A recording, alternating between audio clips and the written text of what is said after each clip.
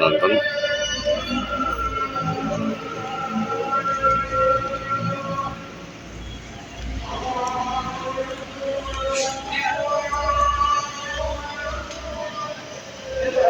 Assalamualaikum warahmatullahi wabarakatuh, Pak. Selamat siang, Bapak. Ya. Izin Pak untuk mengenai hari ini kedatangan Bapak Oki dan Bapak Ketum dari DPP Lapas. Betul. Hari ini dalam rangka apa, Pak?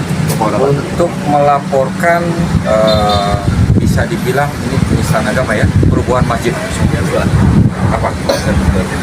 Dengan dugaan tindak pidana perubuhan masjid. Kan begitu. Di mana masjid tersebut dirubuhkan tanpa ada koordinasi, tanpa ada sosialisasi terhadap tokoh dan utamanya DKM masjid yang sudah berdiri, di mana masjid tersebut lebih kurang 30 tahunan. Apalagi? Dan untuk mengenai proses, Pak, ketika kemarin itu sudah ada permintaan maaf dan kedua berjanji akan dibangun, Pak. Seperti apa? Permintaan maaf dan janji silakan, tapi proses perubuhannya kan sudah terjadi. Seharusnya kalau memang niat mau dibangun, dibangun dulu dong. Dibangun dulu, baru dirubuhkan. Sebelum dibangun, dikoordinasikan. Kan begitu, terhadap masyarakat, terhadap umat, dan terhadap ketua DKM yang sudah menjabat di situ puluhan tahun. Ini kan tidak terjadi gitu loh. Siapa aja bisa berjanji, siapa aja bisa minta maaf. Kalau Anda minta maaf berarti kan Anda mengakui kesalahan Anda gitu loh. Hah? Sekarang sudah 2 bulan, mana realisasinya? Kalau memang ini mau dibangun masjid, seharusnya anggarannya kan ada. Anggarannya mana? Saya pertanyakan, anggarannya mana? Hah?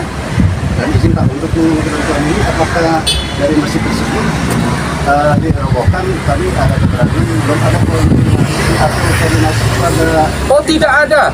Ketua DKM tidak dikondisikan, tidak dikoordinasikan. Lalu tahu nggak yang lebih fatalnya, yang lebih parahnya?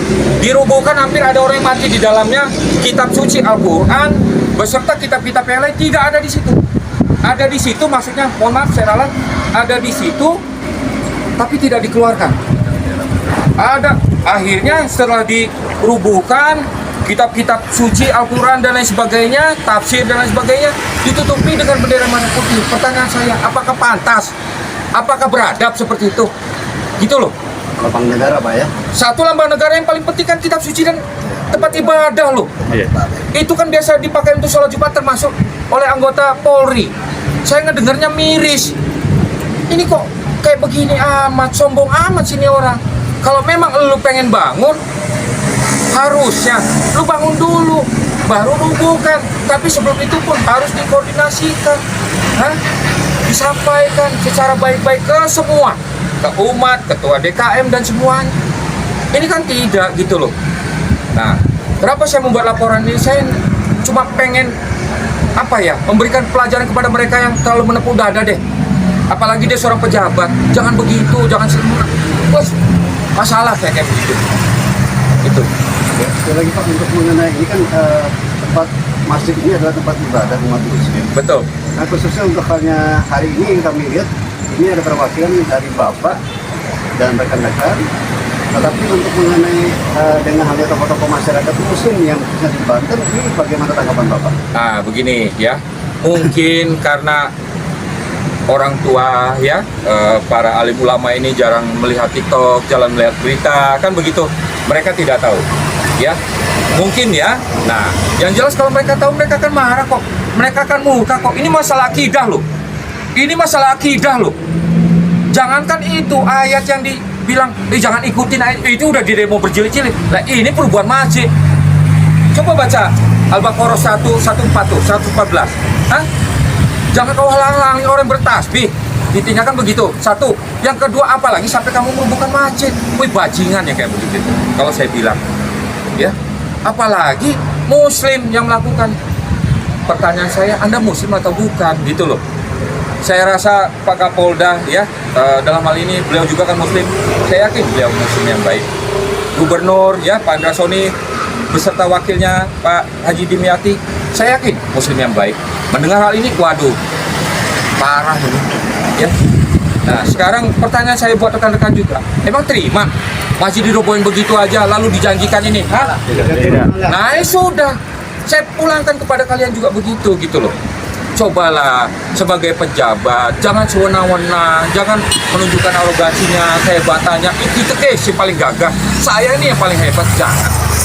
Lakukan sosialisasi, itu kan masyarakatnya, itu kan tempat ibadah, banyak anggota Polri, banyak para kiai besar-besar yang sudah sholat di situ, kan begitu. Untuk Jumatan dan sebagainya kok dirubuhkan dengan serta-merta segampangnya itu gitu loh. Lalu dengan mudahnya pada saat sudah terjadi pada saat masyarakat bergerak lalu bilang ini mau dibangun, ini mau janji-janjikan saja kok. Harusnya pada waktu itu terjadi tetap bangun dulu, kan begitu, bangun dulu baru rubuhkan. Itu pun harus disosialisasikan terhadap tokoh dan ketua DKM yang ada gitu loh. Karena tuh ketua DKM ini diangkat bukan serta-merta cuman surat begitu aja, memang diakui oleh negara. Itu. Lalu kenapa di sini ada ketum Lakbas? Karena kebetulan, izin ya ya, saya Sekjen Lakbas. Walaupun saya melaporkan secara pribadi dan saya sampaikan kepada ketum saya, ini ada persoalan begini. Bagaimana? Kan begitu. Intinya, saya hanya hendak memberikan pembelajaran kepada, ya mohon maaf, mengingatkan para pejabat-pejabat kita, jangan beginilah. Ya, jangan bisa dibilang zalim lah. Itu aja kok. Gitu. Dan satu lagi Pak, untuk terakhir, untuk hari ini dengan para tim lawyer yang ada ini, apa sih Pak yang menjadi tuntutannya untuk laporan hari ini? Masjid segera dibangun, anggaran diperlihatkan dari masyarakat bahwa memang sebelum masjid itu dibongkar, anggaran itu sudah ada. Ingat ya, anggaran itu sudah ada. Yang kedua, ya DKM masjid yang sudah lama 30 tahun menjabat situ, angkat dong. Dikembalikan lagi posisinya. Jangan serta-merta ini. Kan begitu. Jangan cuma janji-janji. Betulnya, dalam 2 bulan kita menunggu ada itikat baik atau tidak daripada oknum kepala desa tersebut. Karena sebelumnya ini kan dia sudah berjanji akan membangun, tetapi sampai hari ini itu tidak ada bentuk itikat baik yang nyata dari beliau. Makanya negara kita negara hukum, maka kita sepatutnya sesuai dengan orang-orang yang kita memang patuh terhadap hukum. Nah, kita proses hukumnya kita kembalikan kepada pihak yang paling wajib. Itu yang paling penting.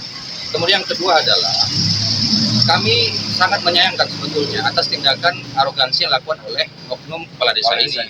Kenapa? Satu, dia sebagai kepala desa harusnya memberikan contoh yang baik, menjadikan teladan yang baik, dan memberikan rasa nyaman. Dari Pak Ketum seperti apa untuk laporan hari ini Pak? Jadi sebenarnya langkah ini udah baik ya. Betul ya? Anak-anak saya ini termasuk lawyernya, semua ini udah baik ya. Dari kemarin kan katanya sudah ngomong 2 bulan itu itikat baiknya, betul ya? Betul. Jadi tapi ternyata sampai sekarang tidak ada itikat baik dari pihak kepala desa itu ya, yang merobohkan. Berarti kan seharusnya dia itu kan kepala desa pasti agamanya Islam juga lo ya? Betul Pak. Betul kan? Kalau kata Sekjen tadi ngomong itu masuknya penistaan agama, betul kan? Ini melebihi, berarti bukan manusia lagi, kafir, betul ya? Kalau benar dia tidak ada itikat baik buat ngebangun.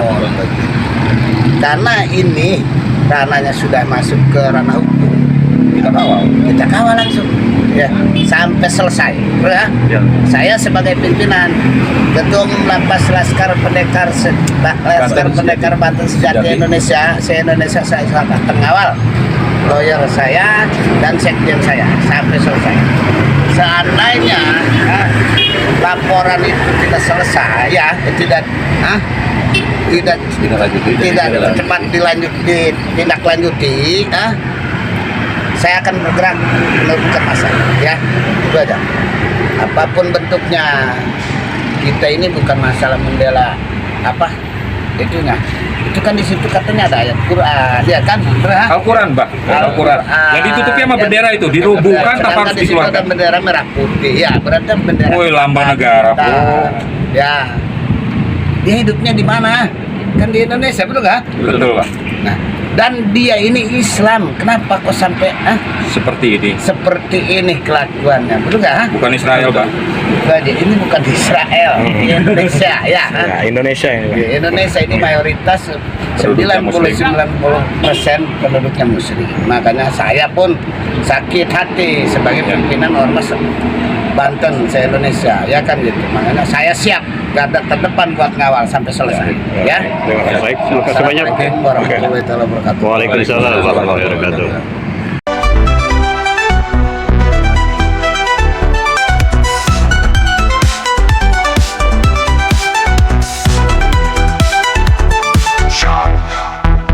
Precise frostings dominate the opening, delivering a dramatic sense of urgency. The snare drum rolls create the tension, mimicking breaking news, excitement.